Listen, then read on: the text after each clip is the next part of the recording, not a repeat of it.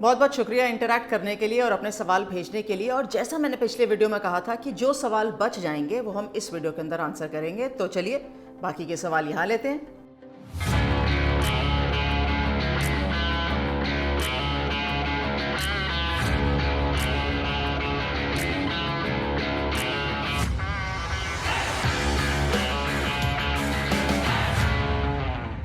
स्वागत है आपका डिफरेंट स्ट्रोक्स में और सीधे चलते हैं सवाल पे। वो है अंशुल जैन का। इन्होंने पूछा है कि will this IPL help bridge the gap between Australia women's team and other teams, or Australia women's team will continue to dominate like they are doing now? देखिए, ये एक टूर्नामेंट के अंदर ब्रिज तो नहीं होता, ब्रिज तो लंबा होता है, तो समय भी थोड़ा लंबा लगेगा पूरा करने के लिए।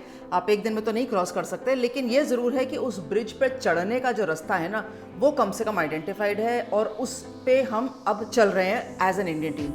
देखिए, मुझे लगता है ऑस्ट्रेलिया हमसे बहुत आगे है, बहुत सालों से आगे है। ऐसा नहीं है कि 2 साल 3 साल 5 साल से ज़्यादा से आगे उनकी क्रिकेट इस समय चलती है, खास तौर पर वुमेन्स टीम की। एंड 5 साल 6 साल का जो गैप है वो एकदम से नहीं पूरा हो सकता, लेकिन ये अच्छी चीज़ है कि कम से कम अब इंडिया और ऑस्ट्रेलिया के जो खिलाड़ी हैं, खासतौर पर हमारे डोमेस्टिक खिलाड़ी, क्योंकि इंटरेक्ट करते हैं, समय बिताते हैं, ये टूर्नामेंट के ज़रिए एक कनेक्ट बना है।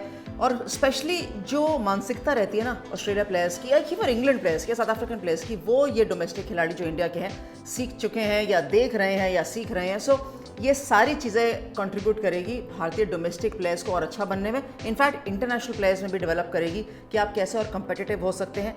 समय लगेगा, इतना लंबा एक ब्रिज बनाना, चढ़ना और पार करने में समय लगेगा, आप भी थोड़ा सा समय दीजिए।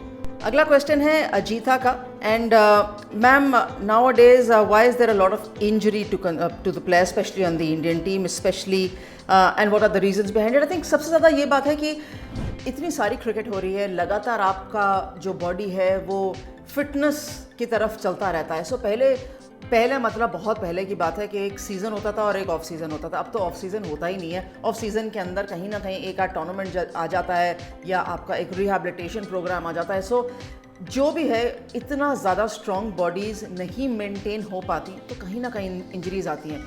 और जो बड़ी इंजरीज़ आती है ना, वो छोटी छोटी इंजरीज़ जोड़ के बड़ी इंजरी आती है। मैं बिल्कुल सहमत हूँ आपसे कि आजकल ज़्यादा होती है, लेकिन आजकल क्रिकेट भी तो ज़्यादा होती है ना, और इसलिए कहीं ना कहीं वो ज़्यादा दिखती भी है।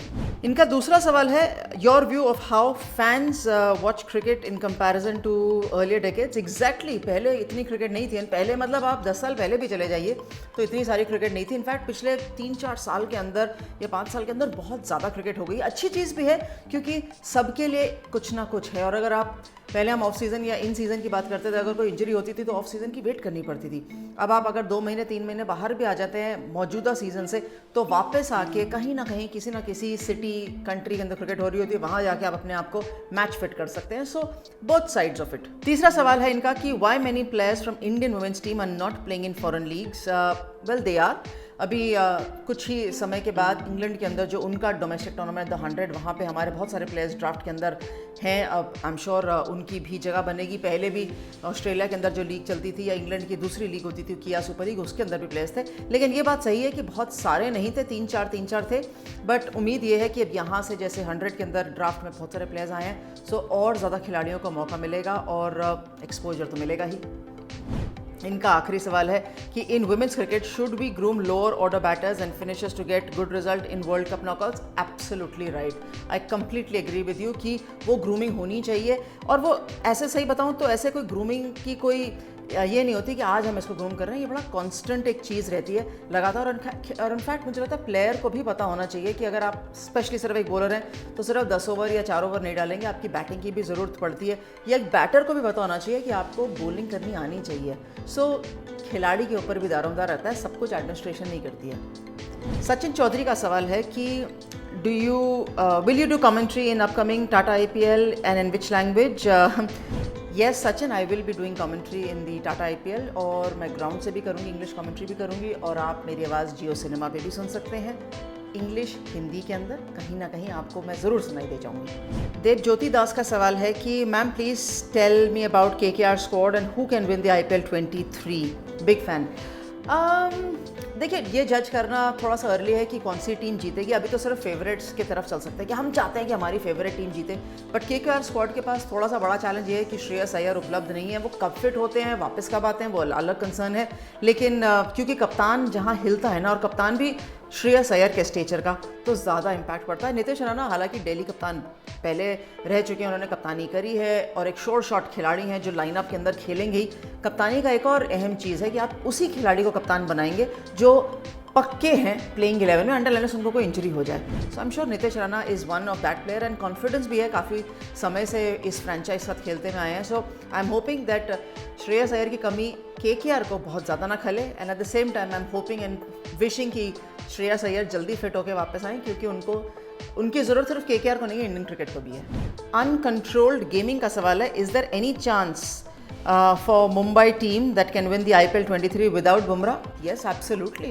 Jofra Archer उस टीम के साथ जुड़ चुके हैं। सो मुझे नहीं लगता है कि मुंबई इंडियंस इतनी कमज़ोर टीम है कि सिर्फ एक खिलाड़ी पर रिलाई करेगी। जी हाँ, आई डू एग्री कि जसप्रीत बुमराह की कमी खलेगी, और वो कमी कोई और खिलाड़ी इस समय पूरी नहीं कर सकता, ना ही जोफ्रा आर्चर कर सकता, क्योंकि जसप्रीत बुमराह इंडियन खिलाड़ी हैं, और एक इंडियन खिलाड़ी का प्लेइंग 11 में खेलना और एक फॉरेन खिलाड़ी का प्लेइंग 11 में खेलने में बहुत फ़र्क है। Not skill based but number based, आप सिर्फ 4 ही खिला सकते हैं। सो येस, बुमराह की कमी ज़रूर खलेगी, लेकिन मुंबई इंडियंस डेफिनेटली जीत सकता है IPL 23। ऐसी कोई बात नहीं है कि बिना बुमराह के नहीं जीत सकते। अजय सिंह रजावत का सवाल है दैट मैम, क्या आप समझते हैं कि रोहित शर्मा का पीक ओवर हो चुका है? नहीं, बिल्कुल नहीं। रोहित शर्मा बहुत क्वालिटी प्लेयर हैं, और आप छोटे छोटे आंकड़ों पे मत जाइए। रोहित शर्मा का एक्सपीरियंस और उनकी स्किल बहुत अच्छी है, and he will definitely make his presence felt even in this season of the IPL। और दूसरा सवाल है इनका कि क्या रीज़न है कि हम एक फाइटिंग टोटल पे 10 विकेट से हार जाते हैं, या हमारे बॉलर्स हार मान लेते हैं? ऐसा कुछ भी नहीं है अजय, कि बॉलर्स हार मानते हैं। जितना बैटर्स प्राइड लेते हैं क्रिकेट खेलने का, उतना ही बॉलर्स प्राइड लेते हैं क्रिकेट खेलने का। क्योंकि ऐसा नहीं है कि अगर बैटर्स ने रन नहीं किया तो बॉलर्स कहते हैं ना हम तो मैच नहीं खेलेंगे, हम वापस जा रहे हैं। ऐसा नहीं होता। बॉलर्स भी अपना योगदान पूरा उतनी ही शिद्दत से देते हैं जितना बैटर्स देते हैं। अगर फाइटिंग टोटल नहीं है या कंडीशंस इतनी अनुकूल नहीं है, तो फिर बेचारे गेंदबाज क्या करें? वो तो डिफेंड कर सकता है टोटल। तो कहीं ना कहीं ये लाइन निकल कर आती है कि बैटर्स को टोटल देना चाहिए गेंदबाजों को डिफेंड करने के लिए। सिमिलरली अगर बॉलर्स ने अच्छा रोल अदा किया तो बैटर्स को वो टारगेट चेज भी करना चाहिए। So it works both ways. Sunil Kumar का सवाल है कि have you observe from the past 5 years that India was struggling for left arm pace bowling? जी हाँ, इंडिया स्ट्रगल कर रहा है ढूंढने के लिए भी और शायद खेलने के लिए भी। तो आपके सवाल से मैं बिल्कुल सहमत हूँ। Will there be any chance after IPL that they could be focused on? I'm sure हर बैटर फोकस्ड है, बिकॉज क्या होता है कि जैसे बतौर बल्लेबाज अगर मुझे पता है कि एक काइंड ऑफ बॉलर मुझे परेशान कर रहा है या करता हुआ आ रहा है, तो मैं उस टाइप ऑफ बॉलिंग को ज़्यादा खेलती हूँ, ज़्यादा समय बिताती हूँ नेट्स में।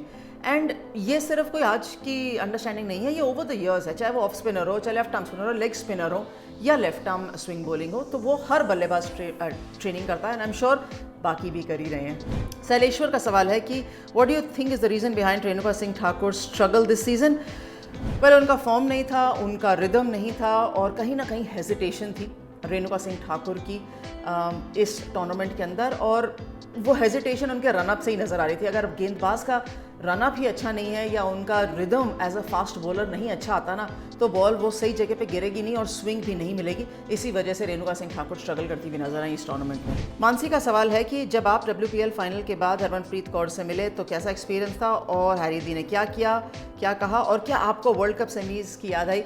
मुझे वर्ल्ड कप सेमीज़ की याद तो नहीं आई, लेकिन ये ज़रूर था कि मैं बहुत खुश थी कि हरमनप्रीत कौर बतौर कप्तान टूर्नामेंट जीती हैं, बतौर कप्तान of Mumbai Indians team tournament जीती है। एंड बहुत अच्छा मोमेंट था। आई थिंक उस समय हम यही याद कर रहे थे कि चलिए आपके पास एक जीत आई, और कन्विंसिंग जीत, क्योंकि पूरे टूर्नामेंट में मुझे लगा कि हरमनप्रीत कौर और मुंबई इंडियंस टूर्नामेंट में बहुत अच्छा खेले। इनफैक्ट दिल्ली कैपिटल्स बहुत अच्छा खेला, बट इंटरैक्शन ये हुई कि मैं उनको मुबारकबाद दे रही थी और वो बहुत खुश थी, और मैं उनकी खुशी के लिए खुश थी।